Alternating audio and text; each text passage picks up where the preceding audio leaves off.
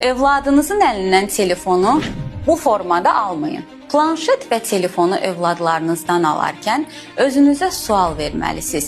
Mən bu boş vaxtı necə doldururam?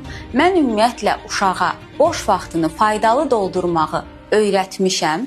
Məsələn, yaşıdları ilə oynamağı, evdəki bacı-qardaşı ilə oynamağı öyrətmişəm və ya evladınıza telefon və planşet qadağası qoyursunuz, kitab oxumasını tələb edirsiniz və uşağınıza kitab oxuma vərdişlərini qazandırmısınız. Ümumilikdə bütün uşaqların öyrənməyə ehtiyacı var.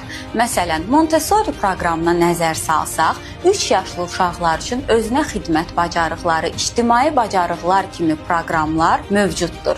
Evladlarınızı planşetdə, telefonda çox vaxt keçirirsən iradları bildirmək əvəzinə bu vaxtı faydalı doldurmağı onlara siz öyrətməlisiniz. Bəs siz övladınızın boş zamanının faydalı keçməsi üçün nələr edirsiniz?